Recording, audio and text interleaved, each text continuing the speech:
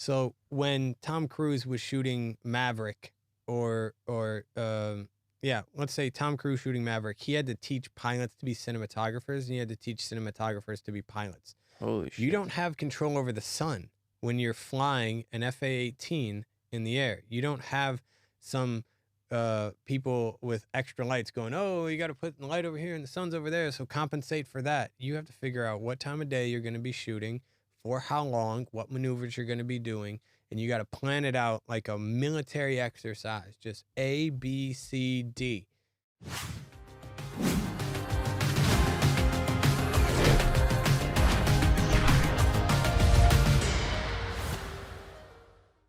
In December, I was the guest on an episode of the Heuristics podcast, hosted by Kobe Ben Melech. Heuristics is about how humans interact with technology. For the full unedited episode of that Heuristics podcast, click on the link down below in the video description. This episode is the last part of the mini-series of clips from the recording I did with Kobe. At the end of this episode, I will feature additional commentary and wrap up the whole mini-series. This episode goes over a little bit about working on record-breaking productions and their cinematography needs, and we even start touching on shooting content in space. Throughout this episode, I made a few mistakes though. Without having any device accessible to me to help me correct my mistakes, I had to just keep pushing through the content and conversation as accurately as I can remember. Feel free to drop in the comments what was missing or needs correcting. Enjoy. Is there something that you haven't done that you would like to do? I would say something that's shot in outer space. Oh. I want to go to outer space. Whoa. I want to go to outer space and help shoot something in outer space. Holy shit. Yeah. But that's never been done before. Yeah. What are you talking about? Discovery has a lot of stuff in shot in space. There's, what? Like lighting crews and on the moon? No, not lighting crews on the moon, but like you have cameras that can work in outer space. IMAX cameras have worked in outer space. Okay. Mm-hmm. And what role? Tom Cruise was set to shoot a movie in outer space. Right, on the space station right there. Yeah. But what role? Okay, first of all, you'd be in space. Yeah. Right. That'd be a condition of this dream fantasy project, right? Yeah. What would you be doing? I don't know. Like honestly, here's the thing. Like going back, if I could, I would do lighting. If they needed, I mean, producers don't have to go to outer space. How many people? Here's the thing: outer space, you only have X amount of oxygen, X amount of food, X amount of water. Yeah. You know, your actual resources for living dwindle quick. Right. So let's to go off on a slight tangent. I'm going to be a little subversive. So when Tom Cruise was shooting Maverick, let's say Tom Cruise shooting Maverick, he had to teach pilots to be cinematographers, and he had to teach cinematographers to be pilots. Holy shit. You don't have control over the sun when you're flying an FA-18 in the air. You don't have some people with extra lights going, oh, you got to put the light over here and the sun's over there, so compensate for that. You have to figure out what time of day you're going to be shooting, for how long, what maneuvers you're going to be doing, and you got to plan it out like a military exercise. Just A, B, C, D. Okay? And you've got to get cinematographers on board with knowing about how to shoot a moving aircraft at that speed and understanding how to work with the bare sun.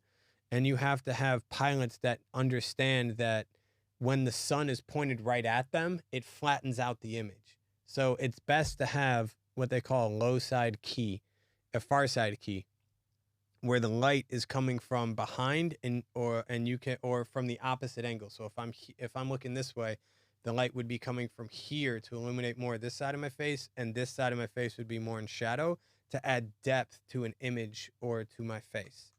So if it's just one sun pointed at me, it flattens out the image and you get less depth. The whole reason I bring that up is because in space, if you're going to go shoot a movie in space, you have astronauts on the space station that are there doing scientific research. If you were to send someone up to just do filming, well, that person who's going to be filming needs to understand how to also be an astronaut in case shit goes south. Okay? You need to know what to do in emergency. You need to know how to be part of the crew if they need you. Jesus. Likewise, if one of those scientists, or if, let's say they have a rotating group of scientists that are going to help with the production, they need to understand film basics as to how are you going to shoot in space and like for a dramatic purpose, not just like a Discovery movie with IMAX where everything's in focus. Yeah. There is one cinematographer. I don't know if he's a cinematographer, but I mean, I would call him a cinematographer. He and Bill Bennett and another woman who's also a cinematographer. I forget the lady's name. I forget this astronaut's name too. They circumnavigated the globe from north to south pole, and he was talking about the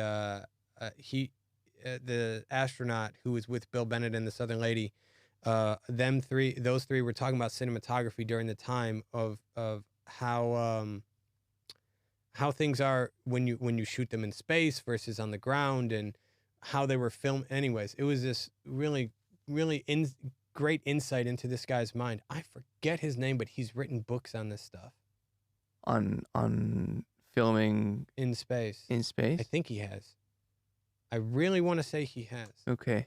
I hate that you took away my phone. So there are going to be some people fact checking this episode. I don't think anyone's that diligent. No, look, we're just two dudes talking, man. This isn't a fucking test. Yeah, for me, it's all about like there's things that in school that you'll learn. You might not understand that concept, but when you attach it, when you finally get this one piece of the puzzle, you can apply that to figure out the rest of it. Yeah. That's what lighting does for me in these situations. It helps me visualize what the end product is supposed to look like. Yeah. To be able to then have an understanding of where to start at. Because if I can see what I want the end result to look like, I can start working back all the way down to a 2-dimensional diagram on a napkin of, all right, so this shot should look like this. Yeah. But for me, that's lighting. For other people, it's just camera. For some other people, it's what does the environment sound like? So let's say you're a sound guy and you're in the jungle, and what is the marsh swamp area with the on a cloudy day with a little bit of wind sound like when someone claps their hand? What does it sound like when somebody moves like one of the bushes? How many other bushes is it going to move? And then you could start to visualize the environment based off of the sound reflections because you understand sound. Yeah. Do you I had this question pop into my mind, but do you find yourself to be overwhelmingly a visual person? Like you learn best through visuals, or do you, like, for example, do you play music? Do you? Why is that a funny question? I have a lot of artist friends that have asked me, so what instrument do you play? I forget. I don't play an instrument. Right. I play lighting board. That's my that is my way of broadcasting art. You have to be there to see it. Yeah. So you really do translate the world through images. Yeah, I'm a very visual learner. Right. I'm an extremely visual learner. Right. That's cool. I don't know. No, because like, for example, I've got more of a writerly temperament, and I think in images, but insofar as they are just depicted in words. Right. That's just how my brain works. Well, you were the bureau chief. Right. I was. You had to know. You had to be able to see those words. If those words didn't jump off the paper to you, like literally. Yeah. I mean, wouldn't that be wouldn't that be a sign of this article could be better? Yeah. No, and I mean, this is common amongst a lot of journalists, that they will get really excited by a sentence they write or a sentence they read, or even a particular turn of phrase that they'll see on a page and think, oh yeah, that's it. Yeah. Right. Mm-hmm. Whereas if you put any of us and like make us do what you do, we'd be terrible. Like, I don't know where to aim the the light, as some dude is flying off a trapeze. Like I wouldn't have no idea where to start. Well, it's not even. Let's take it to my apartment that I've been. Yeah. Even though I'm on vacation, I'm I'm building furniture, painting, and redoing the electrical work. Some of the electrical work in the apartment and things. Yeah. This building was made in 1962. You try and plug stuff into the outlets, they don't stay in there; they just fall out. Okay.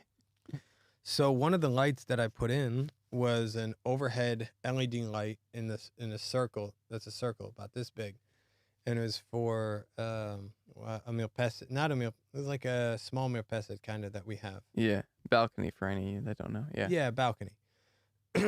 And it's adjacent to the kitchen. So I was trying to figure out, and it's got a glass, so it's got a door with a glass window so you can see through from the balcony to the kitchen. Okay. And I was trying to figure out where to put this light in the balcony, because I wanted the lighting to be in the balcony to not flood into the kitchen.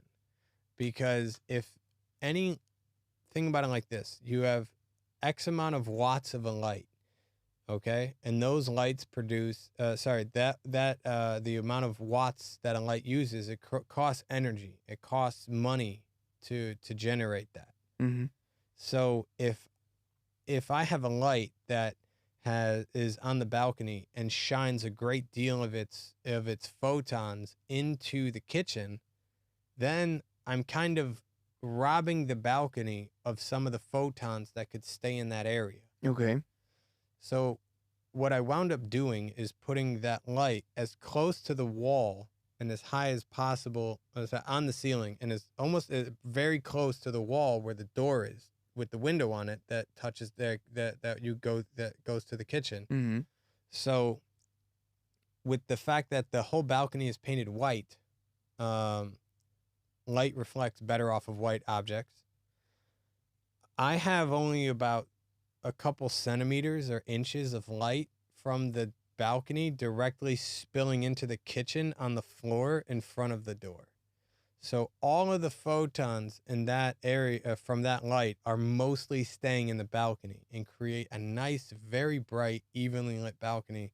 And even though it's only one light, it has very little shadows because of how much light is being thrown around, and the less amount of when I say spill, it means like literally you spill soup on the floor and it goes like that way. There's no extra light spilling into the kitchen, wasting those photons. They're staying inside the balcony. Why is it a waste? Because I wanted the lighting to be, I want the balcony to, if I'm only putting one light on the balcony, I want it to be as effective as possible. I want every light bulb that I put where I put them to be with a specific intent, with a specific intensity, so that the environment that I walk around in, the lighting is how I want it to be. Whether someone else likes it or doesn't like it, it's my apartment. So I don't, other than my wife, I don't really care about anyone else's opinion. That's cool. I'm just curious what you mean by a waste. Like, here's the thing. Like, who cares if it goes a little bit into? I care. No, I know, but like, what's the? You know what I mean? What are the drawbacks? What are the drawbacks? Yeah, it's a less effective light for that area. Mm-hmm. So if I was to, let me put it like, here's an example. Instead of these little lights, if I had a much bigger light that shining on me, that also illuminated the background too much as well. Mm-hmm. Like now that's just wasted photons, because even though there's a lot of light, it's doing more than I need it to. Whereas if I only have a small light, I need it to be the most effective as possible. I need to put it in a way where I'm not going to be able to adjust things afterwards. I need it to be in a spot where I know that its effectiveness of where it is exactly what I want for the environment that it's in. Okay. That makes sense? So the fact that it's a small light in the balcony, yeah, that also forces you to say, okay, we're going to maximize this for the balcony. Yeah. Right? As much as possible. Yeah. And is there a certain mood that you're trying to create on the balcony? Not really. It was more of like these warmer, what we call orange or warmer tungsten style lights. Mm-hmm. Even though they're LEDs, they're, some LEDs are blue, orangish. No, but Okay. I mean, you mentioned it So before. yeah, blue is more specifically like daylight, and then tungsten is more like old traditional tungsten light bulbs that would get hot Mm-hmm. yeah. So I just want things to be more like warm, like a traditional household color, like the same color that would be produced by a traditional household light bulb, a tungsten light bulb. Mm-hmm. Yeah. Hmm. So it makes it, to me, it makes it more cozier and warmer. Just at the end of the day, like I'm not staring at when I'm staring at so many screens all day. I like to not have as much blue LEDs in my face as possible. Yeah. It just occurred to me that, I mean, the whole point of light bulbs is essentially to recreate the effect of fire, essentially, right? Candles, but I mean, it's really that fire that gives the light. It's not Yeah. sunlight. You don't turn on the light bulbs when there's plenty of sunlight outside. Right. So are people more drawn to light that resembles that sort of orangey, yellowish flame? I think so, yes. Yeah. I would say on the whole, yes. Actually, we could do an experiment. Okay. We could do an experiment tonight. When we leave this studio, Yeah. go outside, we could look at, when you see an office building at night, like Electra Tower or whatever, Yeah.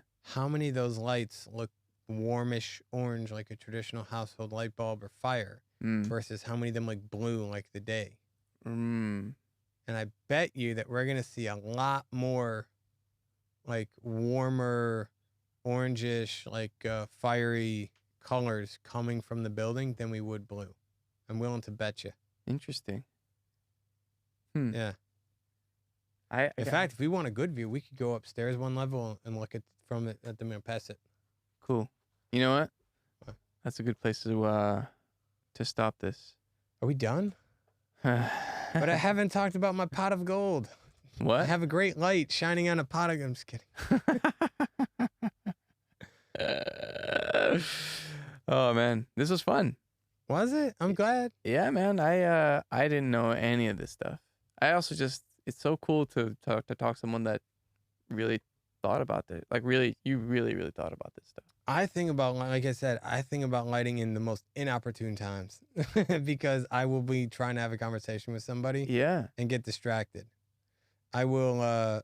When I put on music. Yeah. I close my eyes and I see shapes and colors. Huh? Yeah, shapes and colors. Okay, wait. Tell me what that is. So there's four main I say there's five, but traditionally, if you were to read the ASC manual, there's four specific properties of light: height, angle, so how high that is, angle that is shining down on me, which dictates what the shadow looks like across my nose in this situation. Height, angle, intensity, how bright is it so that the camera or film emulsion can see me, and color. So you have some film that's, even going back to film, you have film that is like daylight based, and you have some that is tungsten based, like indoor rated. Okay. So depending on what light source, so if you have a film that's expecting a bluish kind of daylight film, color or light coming towards it, and you use it indoors with this type of lighting, it's gonna look super orange, and vice versa. The fifth property that I say about lighting is shape, height, angle, intensity, color, and shape. And the reason I put shape in there is because I feel that when you go to live in film and television, you've got these cameras, and it's like, here's the camera, this is what the camera sees. You don't care too much about spill, but when you have when you're in a live environment, and you have too much spill, it's gonna be very noticeable. So you need to shape, like with doors called barn doors, in front of the light, to be able to put it in the exact spot that, like, point it in the right way and then cut off as much extra as possible. Okay. So yeah. So but how does this tie into when you listen to music, you see light? Because when I would be working in theater, when I would just try to, I eventually got the opportunity to do lighting design for theater. and I've done it on a 22 shows, local regional shows, nothing Mm-hmm. massive or anything big. But Mm-hmm. when I'm lighting designing for shows and I'm trying to come up with a mood or a feeling, after reading the script, talking with the director, I put on music that try and to try and get myself into that environment, or watch things that have been in that are similar to that environment for what's going on in the show, and I try and listen to the sound cues, and then the sound cues, because I don't want to look at someone else's lighting design. I want to come up with my own ideas. I try Mm. to listen to the sound to then try and figure out, all right, well, this is what our set's going to look like, and here's what our lighting grid has that we can work with to come up with X, Y, and Z for the show. Mm. And I'll just close my eyes, I'll listen to music, and I'll just like think of the text and see highlights and shadows and colors and shapes just come across. Yeah. Well, that's your mind generating the world through light. Yeah. That's really cool, man. Which is why when I like I said, when I get asked what instrument do you play again, You play the light. I play the light. That's it. Yeah, faders. That's my jam. Have you ever seen a lighting board? No. It you see that audio mixer, Yeah. the audio control surface up there on the Yeah. computer? It looks like that, but it controls lights. And you can have some that can control an arena show. Yeah. You have some that can just do a small little show. You have some that can run off of the iPad. The iPad in the studio connects to a router that controls everything over Ethernet. Okay. Yeah. Lights nowadays can work over Ethernet. In fact, the most robust systems, I would say, are made by MA Lighting. They have pretty much all their controls. If it's not fiber optic, it's Ethernet over fiber optic. Sorry, if you can do traditional DMX, which is a 3-pin cable. Technically, DMX is actually supposed to be 5 pins, but because for the longest time no one used pins 4 and 5, they stopped producing 5-pin cables for in masses, and people just had 3-pin cables. But so the common 3-pin DMX cable is what you would see coming out of some lighting boards, or 5-pin lighting cables.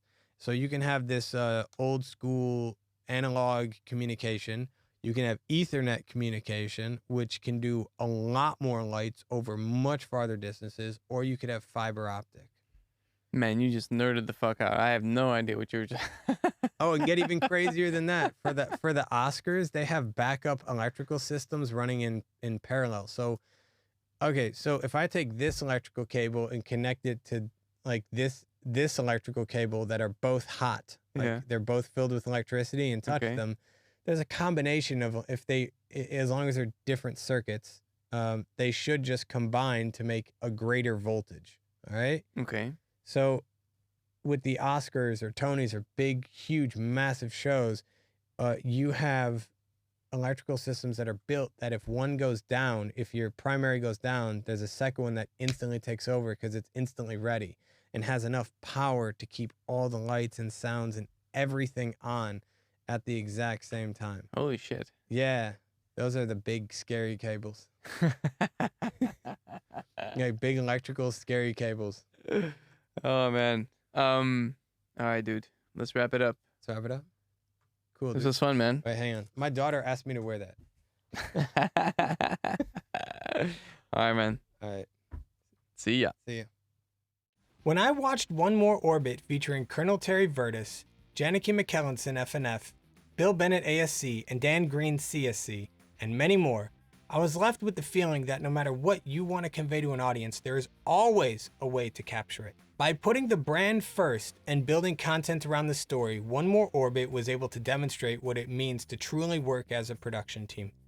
From the executive producers to the mission planners, mission crew, and support teams, this movie is truly inspiring, and I encourage you to go and watch it. From the sound crew to the camera department to those doing lighting, everyone will have their own process to unlock their creative juices in order to do their art for their projects. My process for lighting a film, TV, show, or theatrical stage will always differ, but the fundamental principles will remain the same. For me, Light should help give motivation to the actors, help tell the story, and subconsciously control the emotions a little bit of the audience. Thanks for joining me on this mini-series about lighting and camera. Let me know down in the comments below how these episodes have had an impact on you. Please don't forget to like, and subscribe. See you in the next episode of the Business of Entertainment. Ciao!